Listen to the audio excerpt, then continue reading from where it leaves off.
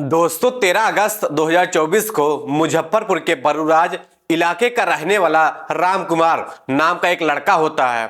आपको मैं जो नाम बता रहा हूं यह काल्पनिक है लेकिन घटना सत्य है। बात कर रहा हूं शाम 8 बजे के आसपास अपनी भाभी को यह कहकर घर से निकलता है कि वह अपने किसी दोस्त से मिलने जा रहा है और वह थोड़ी देर में वापस लौट आएगा। घर वाले राम कुमार का इंतजार करते करते रात हो गई थी, लेकिन राम कुमार अपने घर वापस नहीं लौटा। घर वालों ने उसके नंबर पर कई बार फोन भी किया, लेकिन राम कुमार ने उसका फोन नहीं उठाया।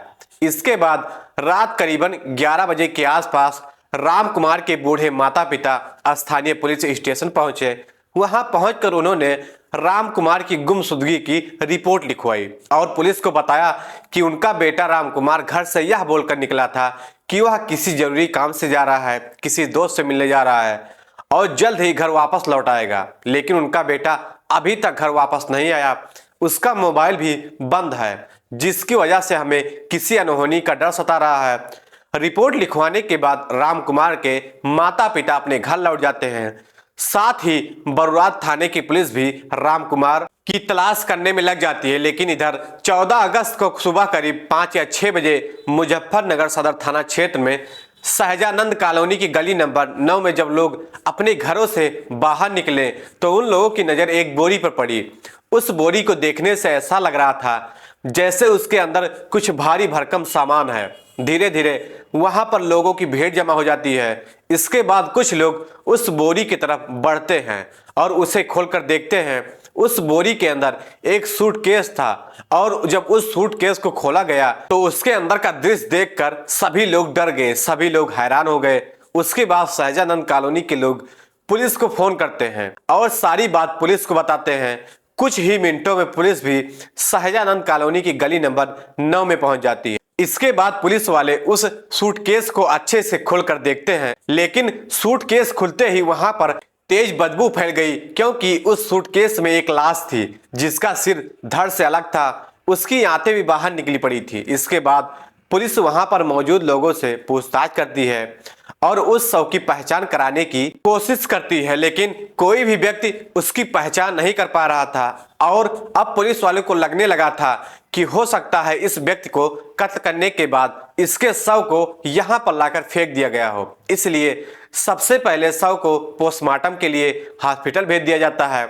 इसके बाद सहजानंद पुलिस द्वारा आसपास के सभी पुलिस स्टेशन में सूचना दी जाती है और पूछा जाता है कि यहाँ पर किसी पुलिस स्टेशन में कोई मिसिंग रिपोर्ट दर्ज कराई गई है। उसी दौरान पता चलता है कि बरूराज थाने में राम कुमार नाम के एक लड़के की मिसिंग रिपोर्ट दर्ज कराई गई है, जो कि अभी भी लापता है। इस बात का पता चलते ही बरूराज पुलिस की मदद से राम कुमार के माता पिता को सहजानंद पुलिस स्टेशन बुलाया जाता है। सहजानंद पुलिस उन्हें हॉस्पिटल की मोर्चरी लेकर जाती है और जैसे ही उन्हें वह शव दिखाया गया तो राम कुमार के घर वाले फूट फूट कर रोने लगे। असल में वह शव राम कुमार का ही था, लेकिन अब सवाल यह था कि आखिरकार राम कुमार को इतनी बेरहमी से किसने और क्यों कत्ल किया था। आखिर राम कुमार से किसी की क्या दुश्मनी थी। और जब इस बारे में राम कुमार के परिवार वालों से पूछताछ की गई तो राम कुमार की मां रंभा देवी ने जो बताया था उसे सुनकर पुलिस तो क्या मोहल्ले के लोग भी हैरान रह गए। रंभा देवी ने बताया कि राम कुमार उनका सबसे छोटा बेटा था। वह पेशे से इंजीनियर था, जो कि गोवा में एक अच्छी खासी नौकरी कर रहा था। वहीं दूसरी तरफ रीमा नाम की एक लड़की जो सहजानंद अहियापुरा में रहा करती थी, वह रिश्ते में राम कुमार की ममेरी बहन की ननद थी। इसलिए राम कुमार कभी कभी इस रिश्ते के नाते सहजानंद कॉलोनी में रीमा के घर पर चला जाया करता था। वहां पर अक्सर उन दोनों की मुलाकात हो जाया करती थी और आगे चलकर यह मुलाकातें धीरे धीरे फोन कॉल में बदल गई। वह दोनों एक दूसरे से प्यार करने लगे। फिर 2021 में वह दोनों एक दूसरे के बेहद करीब आ गए और उनके बीच शारीरिक संबंध भी बनने लगे थे। लेकिन फिर रीमा यूपीएससी की तैयारी करने के लिए दिल्ली चली गई। वहां पर वह किराए पर कमरा लेकर रहने लगी और अपनी एग्जाम की तैयारी करने में जुट गई थी। वहीं राम कुमार गोवा में नौकरी करने चला गया था। भले ही वह दोनों अलग अलग शहरों में रहने लगे थे, लेकिन फिर भी उन दोनों की फोन कॉल और वीडियो कॉल पर बातें होती रहती थी। इसके अलावा बीच बीच में राम कुमार गोवा से रीमा को मिलने भी आया करता था और जब वह दोनों अकेले में मिलते थे तो उस समय राम कुमार ने रीमा के कुछ आपत्तिजनक फोटो और वीडियो भी बना लिए थे। इधर रीमा भी अब हर महीने राम कुमार से पैसे की डिमांड करने लगी थी, जो कि राम कुमार पूरा भी कर रहा था। राम कुमार रीमा से इतना प्यार करने लगा था कि वह हर महीने अपनी कमाई में से लगभग 30 से 40 हजार रीमा के घर पहुंचा दिया करता था। तो रीमा के परिवार वाले भी इस शादी के लिए मान गए। इसके बाद साल 2023 के लास्ट में एक दिन रीमा के घर वाले उन दोनों की शादी की बात पक्की करने के लिए राम कुमार के घर पर आए थे, लेकिन उस दिन राम कुमार के परिवार वाले अपने घर पर नहीं थे। फिर कुछ दिन बाद यानी 2024 के अगस्त के महीने में अचानक रीमा अपने प्रेमी राम कुमार से कहती है कि मुझसे मिलने के लिए आ जाओ। हालांकि उस समय राम कुमार गोवा में अपने काम पर था, लेकिन रीमा के बार बार बुलाने पर वह 13 अगस्त को गोवा से अपने घर चला आता है और फिर 13 अगस्त को शाम 8 बजे के समय राम कुमार अपनी भाभी को यह कहकर घर से निकल जाता है कि वह बाजार से सब्जी लेकर आता है, लेकिन सब्जी लेने के लिए घर से निकला राम कुमार फिर कभी लौटकर नहीं आया। राम कुमार शाम को करीबन 8 से 9 बजे अपने घर से अपनी भाभी से बोलकर गया था कि मैं मार्केट जा रहा हूं और मैं सब्जी लेकर आऊंगा, उसके बाद आप बनाना, हम सभी खाएंगे। शाम हो गई फिर, लेकिन उसके बाद वह वापस नहीं आया और अगले दिन यानी कि 14 अगस्त का दिन था, जिस दिन सहजानंद पुलिस ने गली नंबर 9 से सूटकेस में बंद एक शव बरामद किया था। जिसके बाद राम कुमार के परिवार वाले हॉस्पिटल पहुंचे। पोस्टमार्टम हाउस में सबसे पहले उसका बड़ा भाई और भाभी पहुंचे थे। उन्होंने शव देखते ही तुरंत पहचान लिया कि वह और कोई नहीं बल्कि उसका भाई राम कुमार ही है। लेकिन सवाल अब यही था कि आखिरकार राम कुमार को कत्ल किसने किया था। हालांकि शव की शिनाख्त हो जाने के बाद पुलिस तुरंत ही इस केस की जांच में जुट गई थी। सहजानंद कॉलोनी में जहां से वह शव मिला था, पुलिस उन पड़ोसियों के घर घर जाकर पूछताछ करती है। साथ ही उस इलाके में लगे सीसीटीवी कैमरों को भी चेक किया जाता है। सीसीटीवी फुटेज चेक करने के दौरान पता चलता है कि जिस जगह पर वह सूटकेस मिला था वहां से करीब 100 से 200 मीटर की दूरी पर लगे एक सीसीटीवी कैमरे में रात के समय कुछ लोग साइकिल पर एक भारी भरकम बोरी को लेकर जाते हुए दिखाई दे रहे हैं। वह लोग 3 लोग थे और फिर थोड़ा आगे जाकर उन्होंने उस बोरी को घटना स्थल पर फेंक दिया था। लेकिन अब प्रॉब्लम यह थी कि उस सीसीटीवी फुटेज में उन लोगों का चेहरा साफ दिखाई नहीं दे रहा था, मगर फिर भी पुलिस खोजबीन करने में लगी हुई थी। इसके बाद राम कुमार की कॉल डिटेल को भी चेक किया जाता है, क्योंकि हो सकता था घटना वाले दिन वह अपनी भाभी को सब्जी लाने की बात कहकर किसी दोस्त या फिर अपने किसी जानकार से मिलने के लिए चला गया हो और उन्हीं लोगों ने उसका कत्ल कर दिया हो। खैर, जब पुलिस वाले उसकी कॉल रिकॉर्ड को चेक करते हैं तो पता चलता है कि वह तो पिछले काफी दिनों से लगातार रीमा से बातें कर रहा था और घटना वाले दिन यानी कि 13 अगस्त को घर से जाने के बाद भी उसने रीमा को ही फोन किया था। इसके बाद जब पुलिस राम कुमार की मां रंभा देवी के बयान, सीसीटीवी फुटेज और राम कुमार की कॉल डिटेल, इन सभी चीजों पर अच्छे से गौर करती है तो पता चलता है कि इस कत्ल के पीछे कोई और नहीं बल्कि रीमा ही है, क्योंकि राम कुमार के नंबर पर लास्ट कॉल रीमा ने ही किया था। इसलिए रीमा से पूछताछ करने के लिए पुलिस उनके घर पर पहुंचती है, लेकिन रीमा और उसके परिवार वाले तो पहले ही फरार हो चुके थे। इसके बाद पुलिस यह पता लगाती है कि घटना वाले दिन यानी कि 13 अगस्त की रात को रीमा के फोन की लोकेशन कहां पर थी। चेक करने पर पता चलता है कि उस रात रीमा की लोकेशन सहजानंद कॉलोनी के एक लॉज में थी। पुलिस तुरंत ही उस लॉज पर पहुंचती है। वहां पूछताछ करने पर पता चलता है कि लॉज के उस कमरे में देवरिया का रहने वाला रविंद्र कुमार किराए पर रहता था। साथ ही यह भी पता चलता है कि रविंद्र कुमार रीमा का मेरा भाई है। इस बात का पता चलते ही पुलिस तुरंत ही रविंद्र कुमार को अरेस्ट कर लेती है। इसके बाद उसे पुलिस स्टेशन लाकर उससे पूछताछ की जाती है। शुरू में तो रविंद्र कुमार हर आरोपी की तरह इस वारदात में कोई भी हाथ होने से इनकार करता है, लेकिन जब उससे कड़ाई से पूछताछ की जाती है तो रविंद्र कुमार जल्दी ही टूट जाता है और फिर राम कुमार के कत्ल में एक ऐसी भयानक और बर्बरता की कहानी सामने आती है जिसे सुनकर राम कुमार के घर वालों के साथ साथ उस कॉलोनी में रहने वाले लोगों के भी दिल दहल गए थे।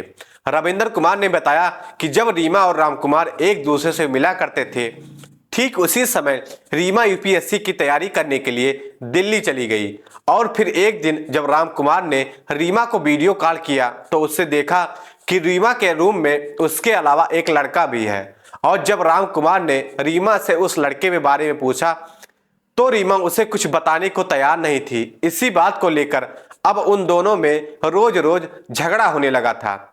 इस झगड़े से तंग आकर एक दिन रीमा ने राम कुमार से कहा कि जब तुम्हें मुझ पर भरोसा ही नहीं है तो फिर हमें इस रिश्ते को यहीं पर खत्म कर देना चाहिए। लेकिन राम कुमार रिश्ता खत्म करने को तैयार नहीं था, क्योंकि वह रीमा से बहुत ज्यादा प्यार किया करता था और उससे शादी करना चाहता था। लेकिन फिर एक समय ऐसा भी आया जब रीमा ने राम कुमार के घर फोन करके उसकी मां रंभा देवी से कहा कि आपका लड़का सही नहीं है, इसलिए आप अपने बेटे को समझा लो, मैं उससे शादी नहीं करूंगी। इसके बाद उसकी मां रंभा देवी अपने बेटे राम कुमार को बहुत समझाती है, लेकिन राम कुमार का कहना था कि उसने रीमा पर बहुत ज्यादा पैसा खर्च किया है और वह उससे बहुत ज्यादा प्यार भी करता है।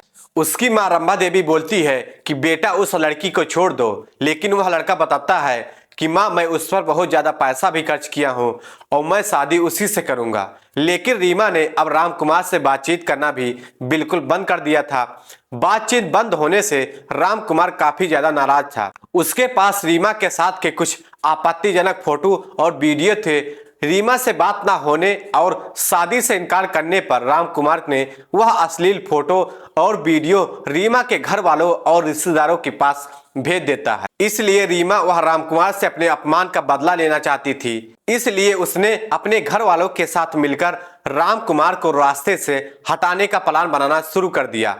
पूछताछ के दौरान रीमा का ममेरे भाई रविंदर कुमार ने पुलिस वालों को बताया कि राम कुमार को कत्ल करने के लिए उसकी बहन रीमा लगातार उसे कॉल कर रही थी, लेकिन राम कुमार गोवा से अपने घर नहीं आ रहा था। इस पर रीमा राम कुमार को शादी का झांसा देने लगी।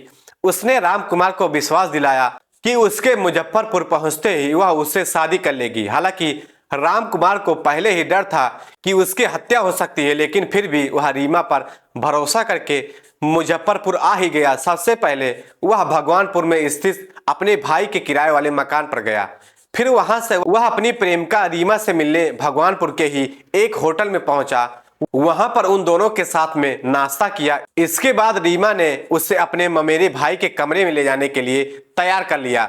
उसने राम कुमार से कहा कि वहां पर शादी की सारी तैयारियां कर ली गई हैं। इसके बाद वह दोनों रीमा के ममेरे भाई रविंदर कुमार के कमरे पर पहुंचते हैं। इसी बीच रीमा ने चुपके से फोन करके अपने घर वालों को राम कुमार को लेकर रविंदर कुमार के कमरे में पहुंच जाती है। कमरे पर पहुंचने की जानकारी दे दी। पुलिस के अनुसार रीमा के भाई ने रविंदर के कमरे पर पहुंचते ही पहले तो चाकू से राम कुमार का गला रेता, फिर उसके पेट से आंत को बाहर निकाल दी। इसके बाद उसके शरीर पर कई वार किए गए। मुख्य वजह इसमें प्रेम प्रसंग का था। प्रेम प्रसंग के दौरान में एक जो मृतक थे उनके द्वारा कुछ वीडियो वगैरह बनाया गया था, प्राइवेट वीडियो बनाया गया था और उसको वायरल किया गया था। उसी का बदला लेने के लिए इसकी हत्या कर दी गई है। राम कुमार की मौत के बाद कमरे में ही उन सबने मिलकर उसके शव को एक सूटकेस में भरकर उसे एक बोरी में रखा। इसके बाद उन्होंने उस बोरी को साइकिल पर रखकर घटना स्थल से करीब 300 से 400 मीटर दूर फेंक दिया। इस मामले में पुलिस ने रीमा के ममेरे भाई रविंदर को अरेस्ट कर लिया था, लेकिन राम कुमार की प्रेमिका रीमा, उसका भाई किशोर, रीमा के सगे भाई रंजीत, रणजीत, संजीत बहनोई फरार हो गए थे। लेकिन फिर कुछ दिन बाद फरार चल रहे रीमा ने कोर्ट में सरेंडर कर दिया था। रीमा के बाद उसके पिता किशोर, उसके दोनों भाइयों और बहनोई ने भी कोर्ट में सरेंडर कर दिया था। रीमा के ममेरे भाई रविंदर कुमार की निशानदेही पर वारदात में इस्तेमाल किया गया चाकू भी उसके कमरे से ही बरामद कर लिया गया था। इसके बाद उन सभी आरोपियों के दिए गए बयान और सबूतों के आधार पर चार्जशीट तैयार करके उन्हें कोर्ट में पेश किया गया, जहां से उन सभी को जेल भेज दिया गया।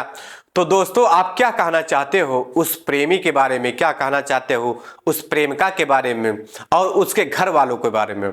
तो दोस्तों, इस पूरी घटना को सुनाने का उद्देश्य किसी को परेशान करना नहीं था, किसी का दिल दुखाना नहीं था, बल्कि आप लोगों को जागरूक करना था, आप लोगों को सचेत करना था। तो दोस्तों, कहानी कैसी लगी कमेंट बॉक्स में जरूर बताएं। अगर चैनल पर नए हैं तो चैनल को सब्सक्राइब करें, शेयर करें और ज़्यादा ज़्यादा लाइक करें ताकि हमें मोटिवेशन मिलता रहे। तब तक के लिए जय हिंद, जय भारत।